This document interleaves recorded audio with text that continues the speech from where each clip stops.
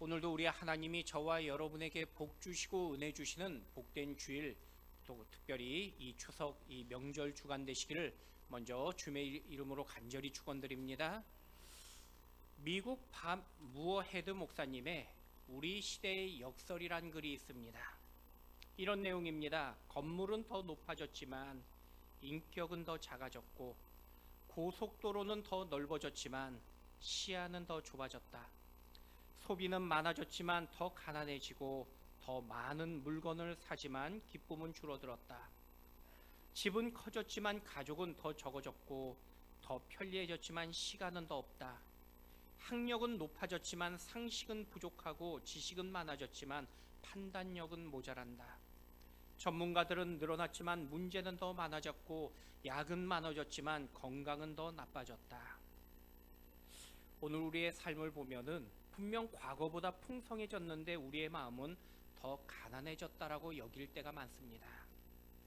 그래도 사람들은 돈이 많고 권력이 많으면 성공하고 그래도 행복할 거라고 그렇게 생각합니다. 하지만 남들이 볼 때 화려하고 행복을 누린 것 같았지만은 그 안에 실상을 보면은 더 강팍해진 모습을 보게 됩니다.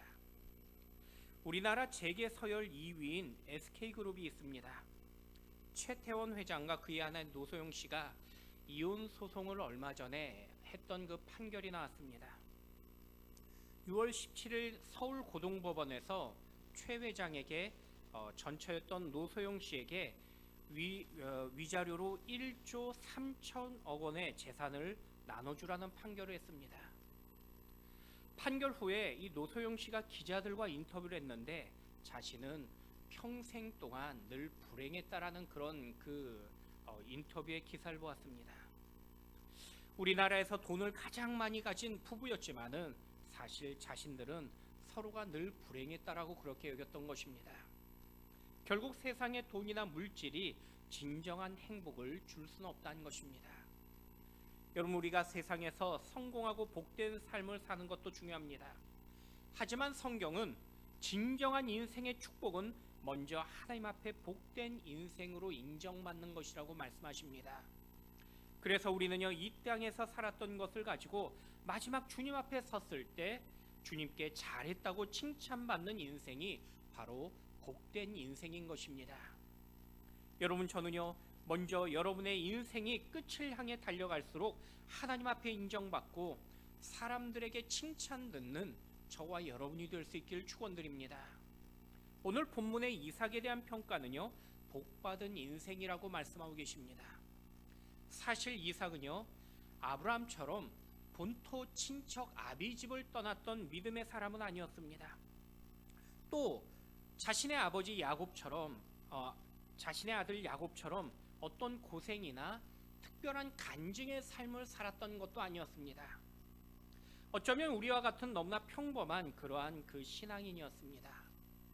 하지만 평범했지만 하나님을 이삭을 복된 인생으로서 오늘 말씀하고 계십니다. 오늘 저는 여러분이 이삭과 같은 축복을 누리는 귀한 믿음의 사람들이 되길 축원드립니다. 그렇다면은 이삭이 복된 인생으로 살았던 그 비결을 오늘 성경은요, 무엇이라고 말씀하고 계실까요? 첫 번째는요, 부모의 좋은 믿음 때문이었다고 말씀하고 계십니다. 우리 24절 말씀 같이 한번 읽어보도록 하겠습니다. 그 밤에 여호와께서 그에게 나타나 이르시되 나는 내 아버지 아브라함의 하나님이니 두려워하지 말라. 내 종 아브라함을 위하여 내가 너와 함께 있어 내게 복을 주어 내 자손이 번성하게 하리라 하신지라. 오늘 하나님께서 이삭에게 복을 주신 이유를 내 종 아브라함을 위하여라고 말씀하고 계십니다. 여러분, 성경은요, 이삭이 복을 받았던 이유가 바로 아버지 아브라함의 믿음 때문이라고 먼저 말씀하신 것입니다. 이삭의 축복이 내가 만든 축복이 아니라는 것입니다. 하나님 앞에서 힘든 시간에 믿음으로 합당하게 살았던 자신의 그 부모 때문에 누리는 복이라고 말씀하고 계십니다. 제가 아는 목사님이 유학생 시절에 워싱턴에서 공부를 했습니다. 마침 공부하는 그 지역의 수영로 교회에 정필도 목사님이 부흥 강사로 오셨던 것입니다.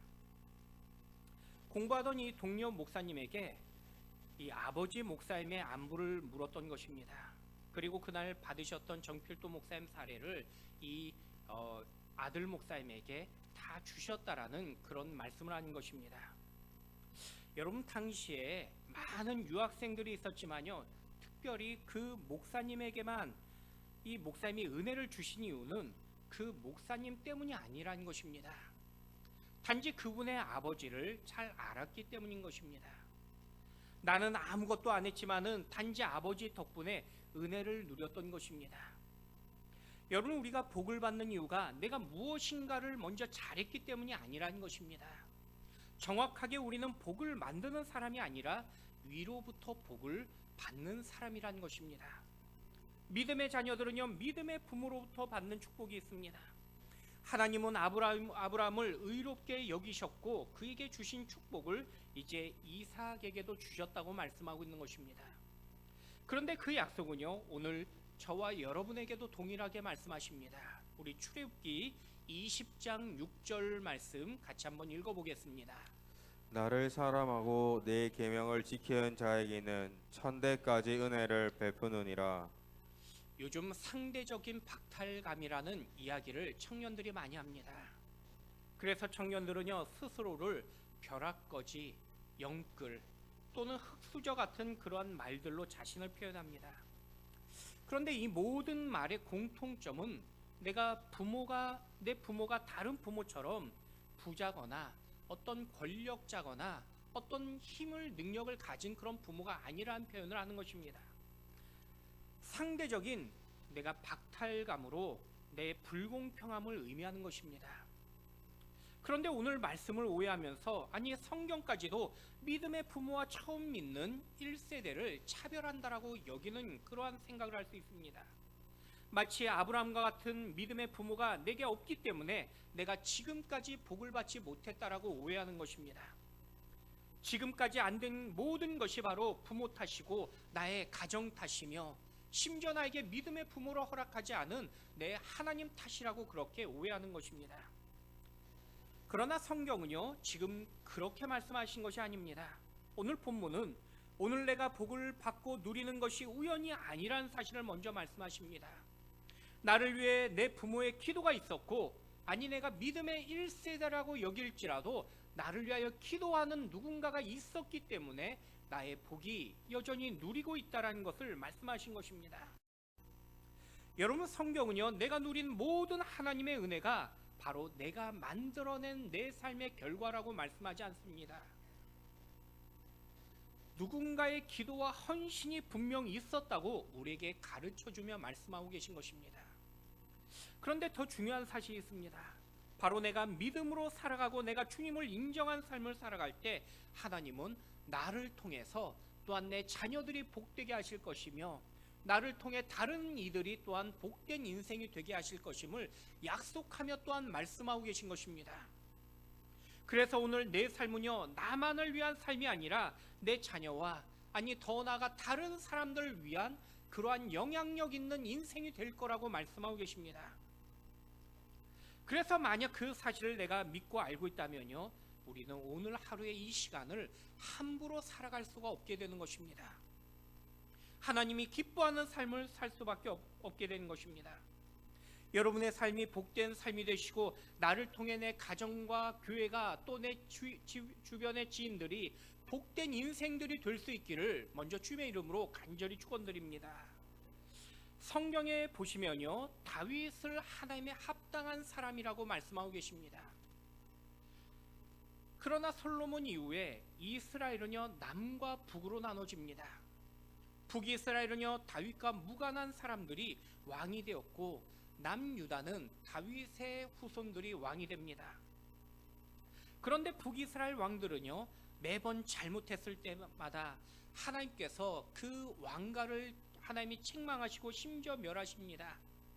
하지만 다윗의 후손인 남유다 왕들은요, 잘못했지만요, 하나님께서 용서하시고 또다시 기회의 은혜를 주신 걸 보게 됩니다.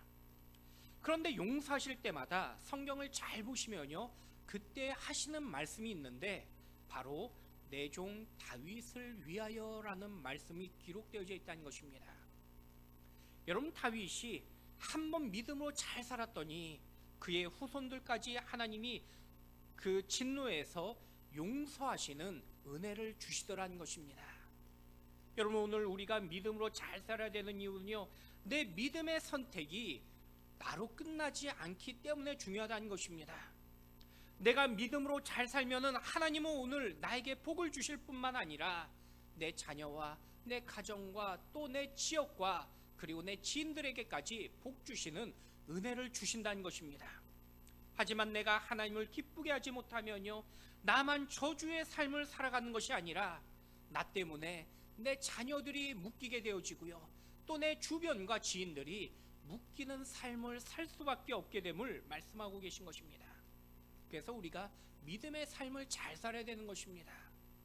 여러분은 하나님을 기쁘게 하시며 여러분 때문에 여러분의 자녀와 여러분의 가정과 교회와 또 지인들이 복을 받는 여러분의 복된 인생들이 되시기를 주님의 이름으로 간절히 축원드립니다. 경주의 최준 선생이라는 분이 계십니다. 보통 부자가 3대를 가지 못한다고 말씀들 하십니다. 그런데 이분의 가정은요, 9대째를 넘어서 여전히 지금도 부자로 잘 살고 있습니다. 바로 경주 최부자 댁의 이야기라고 합니다. 최씨 가문이 부자로 잘 살 수 있는 이유는 대대로 내려오는 가문의 원칙 때문이라고 말합니다. 최씨 가문에 이런 가훈이 있습니다. 만석 이상의 재물은 마을에 환원하라. 손님을 후하게 대접하라. 주변 백리 안에 굶어 죽는 사람이 없게 하라. 대충 이런 내용들입니다. 사실 그 가운들을 가만히 보면요, 모두 집안에 경제적 물질적인 손해를 볼 수밖에 없는 그런 내용들입니다. 나눠주고 베풀어야 되는 이야기이기 때문입니다. 하지만 지금까지 수많은 전쟁과 사회적 혼란이 있었지만은 그들이 부자로 살 수 있었던 이유가 이 원칙 때문이었다고 합니다. 어려울 때마다 스스로 내가 내 집을, 내 자산을 지킨 것이 아니라 마을 사람들이 대신 지켜주었기 때문입니다. 여러분, 믿지 않는 사람들도요, 선을 베풀면요, 은혜를 또 나누며 언젠가 돌려받더라는 것입니다. 여러분, 오늘 우리의 삶은요, 마치 과실나무를 심는 인생과 같은 것입니다.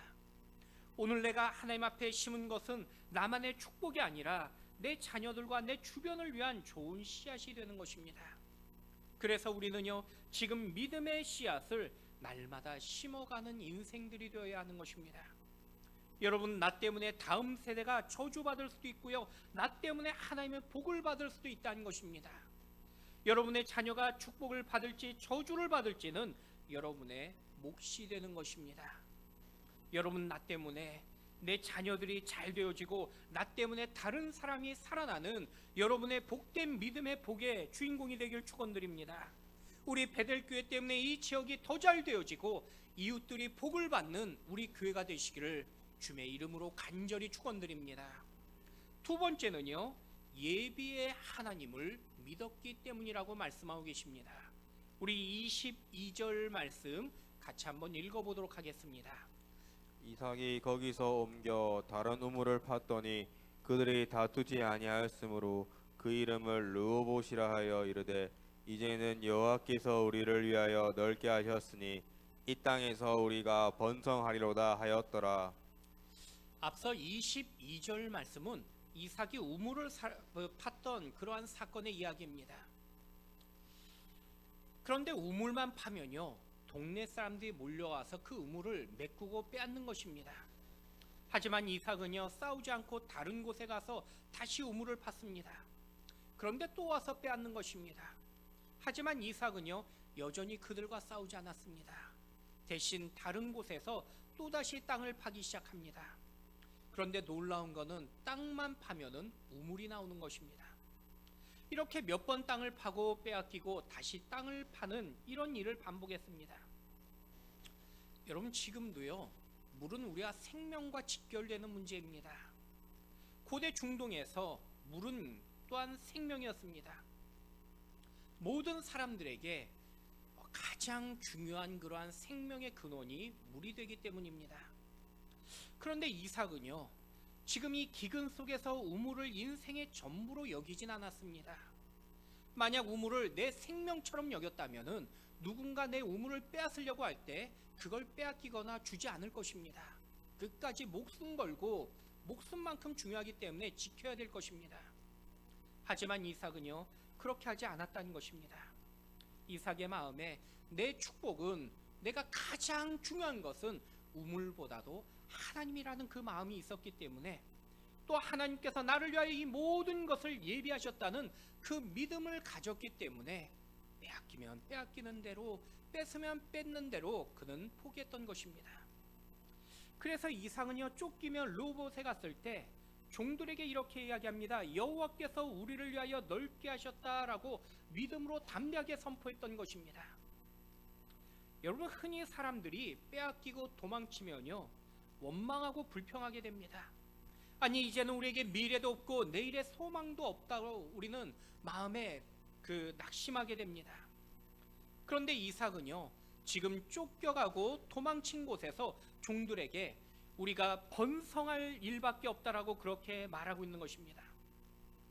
지금 종들 마음에는요, 망할 일만 남았다라고 여겼습니다. 그런데 이삭은 지금까지 고생했으니 이제는 우리가 복받을 일만 남았다라고 그렇게 여겼던 것입니다. 여러분, 만약에 내가 고생해서 집 한 채 마련했는데 누군가에게 억울하게 빼앗기면요, 분노할 것입니다. 쪽방에서 이제는 하나님이 복 주실 일만 남았다라고 그렇게 말하는 것이 쉽지 않을 것입니다. 단지 하나님을 원망할 것이고요, 불평하게 될 것입니다. 그런데 똑같은 상황에서 이삭은요, 불평하고 원망할 상황이었지만은 오히려 주실 복을 그는 믿음으로 담대하게 선포하고 있는 것입니다. 바로 하나님이 더 큰 것을 이미 예비하셨다는 그는 믿음의 확신을 가지고 있었기 때문입니다. 여러분, 사람이 어떤 믿음이라도 가지면요, 아무리 상황이 어렵고 또 힘들지라도 그 마음에 긍정적인 마음을 가지게 됩니다. 긍정적인 마음을 가지면은 마음에 그 기쁨과 그리고 안심을 가지게 되더라는 것입니다. 이제는 복받을 일밖에 없다라고 그렇게 기뻐하는 것입니다.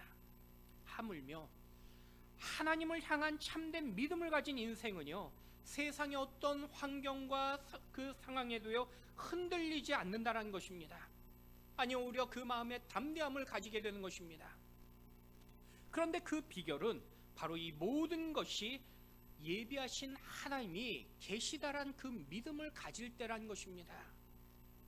여러분, 하나님이 인도하시고 하나님이 예비하신다는 그 믿음만 있다면은 굳이 내가 다투고 싸울 필요가 없다라는 것입니다. 여러분, 하나님이 인도하시면은 절망에 빠질 필요가 없습니다. 당장 내 눈앞에는 거대한 고개가 보이지만은 저 고개 넘으면은 푸른 초장이 주님이 예비하셨다는 그 믿음을 우리는 이미 가졌기 때문인 것입니다. 지금의 여정은 힘들지만은 지금의 터널만 지나가면은 하나님께서 예비하신 큰 축복이 우리를 기다리고 있다라는 소망을 가질 수 있게 되는 것입니다. 여러분, 그것이 바로 예비의 하나님을 향한 믿음이며 우리에게 주어지는 평강과 기쁨이 되는 것입니다. 여러분, 오늘 내 인생이 지금 힘들고 고달플지라도 하나님께서 여러분을 여전히 인도하고 계시며 가장 선한 길로 예비하심을 여러분 믿음으로 고백하시는 저와 여러분 될 수 있길 축원드립니다. 여러분, 오늘 이삭이 싸우지 않고요, 다투지 않았던 그 이유가 바로 예비의 하나님을 믿고 있었기 때문이라는 것입니다. 지난날 기근이 들었을 때 이삭은요, 애굽으로 내려가려고 했습니다. 그런데 하나님께서 이삭에게 애굽으로 가지 말라고 말씀하십니다. 여러분, 하나님께서 명령하셨지만요, 내가 볼 때 살 수 없으면요, 그리고 내가 볼 때 불가능해 보이면은 순종하기가 쉽지 않습니다. 기근의 땅에 그냥 있으라고 말씀하셨지만은 이삭 입장에서 그 말씀을 그대로 순종하는 것은요, 결코 쉬운 일이 아니라는 것입니다. 그런데 이삭은요, 순종했습니다.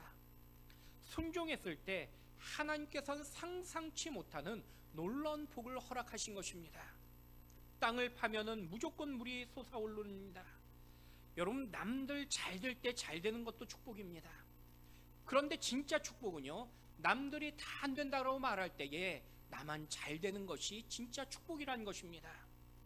여러분, 남들 잘 될 때 더 잘 되시는 축복이 여러분에게 있길 축원드립니다. 더불어 모두가 안 된다고 불가능하다고 말할 때에 내가 더 잘 되어지는 은혜가 있기를 주의 이름으로 간절히 축원드립니다. 마지막 세 번째는요, 또한 이삭은요 감사의 제단을 쌓았다라고 말씀하고 계십니다. 우리 25절 말씀 같이 한번 읽어보도록 하겠습니다. 이삭이 그곳에 제단을 쌓고 여호와 이름을 부르며 거기 장막을 쳤더니 이삭의 종들이 거기서도 우물을 팠더라. 여러분, 감사의 제단을 쌓기 위해서는요 믿음이 있어야 됩니다. 이삭은 가장 피곤하고 어려운 가운데 지금 제단을 쌓고 있었습니다. 자기가 이룬 것을 다 빼앗기고요 쫓겨났을 때 그가 제단을 쌓았기 때문입니다. 여러분, 우리는요 삶이 힘들고 고단하면은 예배드릴 마음도 사라진다고 말합니다. 예배드릴 힘도 없다고 그렇게 여기게 되는 것입니다. 그런데 이삭은요 힘들고 어려울수록 그는 하나님 앞에 예배했던 것입니다. 여러분, 이삭을 성경에서 잘 보시면요 평소에 그는 예배를 드렸던 인생입니다. 그런데 지금 이삭이 제단을 쌓는 그 마음은요 그 전의 예배와는 좀 달랐습니다. 내 삶을 내가 책임질 수 없기 때문에 하나님만을 의지하면서 그는 낭망 속에 빠질 수밖에 없는 그 상황에서 예배했기 때문입니다. 지금 의지할 것 없고 기댈 수 없는 그 세상 속에서 내가 의지할 수 있는 분은 오직 하나님이란 그 마음으로 그는 예배했던 것입니다. 그런데 그 믿음의 제단에 하나님이 은혜를 주신 것입니다. 여러분, 인류 최초의 살인사건도요 예배와 관련된 사건이었습니다. 바로 가인이 동생 아벨을 죽인 그 사건이었습니다. 가인의 예배를 받지 않아서 그는 분노하며 동생을 죽였던 것입니다. 그런데 하나님께서 가인의 예배를 받지 않으신 이유 가운데 하나는요 가인은요 늘 예배 속에서 불평하며 그는 원망했던 걸 발견하게 됩니다. 감사의 예배가 없었던 가인의 예배는요 결국 실패하게 되는 것입니다. 여러분, 예배가 실패하면요 신앙생활도 실패할 수밖에 없게 되는 것입니다. 그래서 예배의 성공이 우리에게 중요하다는 것입니다. 근데 예배가 성공하려면은 예배의 감격이 있어야 됩니다. 예배의 감격이 있을 때에 하나님의 그 놀라우신 은혜의 축복도 함께 일어나기 때문이라는 것입니다. 그런데 그 감격은요 바로 감사에서 시작됨을 성경은 말씀하고 계십니다. 여러분, 우리 삶에 기쁨이 없는 이유는요 사실 예배에 실패했기 때문입니다. 한 주 동안 내 마음대로 살다가 한 시간 주님 앞에 잠시 앉았기 때문에 사실 실패하는 것입니다. 그래서 감격도 없고 기쁨도 없게 됩니다. 그러나 참된 예배, 하나님이 원하신 그 예배를 드릴 때에는, 감사의 예배를 드릴 때는 하나님께서 우리에게 기쁨을 주십니다. 마치 노예였던 이스라엘 백성들이 가나안을 보았을 때는요 절대로 가나안을 정복할 수 없을 거라고 그들은 여겼습니다. 하지만 하나님이 주신 그 약속의 눈으로 보기 시작했을 때 가나안은요 축복의 땅이 되는 걸로 보였습니다. 여러분, 우리가 세상을 그냥 보면요 세상의 관점으로 볼 때 우리도 세상 사람과 별반 다르지 않다라는 것입니다. 그냥 어려움과 곤란과 그리고 불가능만이 우리 눈에 보이기 때문입니다. 하지만 믿음의 사람이 믿음으로 보기 시작할 때 세상이 달라지게 보이는 것입니다. 그래서 우리에게 믿음의 눈으로 볼 수 있는 그 관점이 중요하다는 것입니다. 그런데 믿음의 눈은요 바로 예배를 통해서 하나님이 주시는 그러한 은혜라는 것입니다. 그리고 그 은혜를 누리는 그 비결이 바로 감사 속에서 시작되어진 것입니다. 여러분, 오늘 우리의 이 시대를 봐도요 가나안 땅과 같은 그 모습을 우리는 똑같이 보고 우리는 생각하게 됩니다. 도저히 내 힘으로 이길 수 없고 그리고 앞으로 전진할 수 없는 그런 우리의 상황을, 또 환경을 보기 때문입니다. 단지 세상의 합리적이고 이성적인 그런 눈으로 보면요 우리가 아무것도 할 수 없다는 것을 우리는 깨달을 수밖에 없다는 것입니다. 하지만 믿음의 눈으로 보기 시작하면요 아무리 기근의 땅일지라도 주님이 주실 그 축복을 우리는 알 수 있기에 감사할 수밖에 없다는 것입니다. 그 믿음의 눈은요, 바로 예배를 통해서 주시는 은혜이며 능력이라고 다시 우리에게 말씀하고 계십니다. 여러분, 오늘 감사와 기쁨의 예배가 여러분의 마음에 흘러넘치시며 또 축복의 예배자로서 이 한 주간 여러분의 삶의 삶 속에서 승리하시는 여러분 모두가 되시기를 주님의 이름으로 간절히 축원드립니다. 미국의 리오 디칸젤로라는 청년이 11살 때 처음 소매치기로 감옥에 가게 됩니다. 이후로 출소하면은 바로 범죄로 또다시 감옥에 갇혔고 또 감옥에 갔습니다. 결국 20년 만기 복역을 마치고 출소한 어느 날 사람들은 그 리오를 보면서 일주일 안에 저 청년은 다시 죄를 짓고 감옥 갈 거라고 사람들이 그렇게 모두가 이야기했습니다. 그의 마음에 사회의 불안과 불평으로 가득했습니다. 막상 감옥에서 나왔지만은 어디 한 곳 갈 곳이 없었습니다. 심지어 자신의 가족조차도 자신을 반겨주지 않았기 때문입니다. 갈 곳 없는 그 리오는요, 그날 다행히 한 교회 쉼터에서 잠을 청할 수가 있었습니다. 교회 숙소에서 그날 저녁 목사님과 함께 예배가 있었는데 놀랍게도 그 자리에서 이 리오는요, 예수님을 만나게 됩니다. 그리고 그의 인생이 그날 변하게 되었습니다. 그날부터 교회 쉼터에 자신처럼 갈 곳 없는 이들 위해서 작은 섬김의 봉사를 시작하게 되었습니다. 누구보다 열심히 예배를 드리며 예배의 안내자가 되기 시작했습니다. 남을 평생 처음으로 돕는 일을 시작했던 것입니다. 그리고 틈나는 시간마다 중학교와 고등학교의 검정고시를 공부했고요. 결국 대학교와 신학교까지 공부하며 마치게 됩니다. 이후에 그는 목사님이 되어서 자신 같은 출소자들을 위해 돕는 일을 그는 하고 있었습니다. 리오 목사님은 이런 말씀을 하십니다. 나는 채찍으로 어려서부터 수많은 매를 맞아왔고 교도소에서 수십 년 동안이나 갇혀 있었지만은 나는 조금도 변하지 않았습니다. 그러나 한 번의 예배 속에서 그날 밤 예수님을 만났고 내가 만난 예수님은 그날 나를 변화시켜 주셨습니다. 여러분, 예배만이 우리의 낙심과 절망의 인생을 소망과 생명의 인생으로 바꿔주신다고 약속하십니다. 하나님을 예배하는 자에게 주님은 믿음의 눈으로 보게 하는 힘과 능력을 베풀어 주십니다.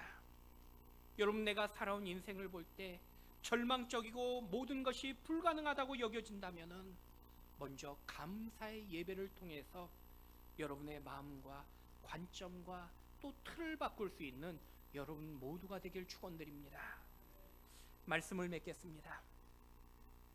오늘은 민족 명절을 맞이하는 추석 주간입니다. 고향과 가족을 찾기 위해서 큰 대이동들을 하게 됩니다. 아마 오랜만에 반가운 그러한 만남을 가지시는 가족들도 계실 것입니다. 여러분, 기억하실 것은요, 여러분은 주님의 빛이시며 소금이란 사실입니다.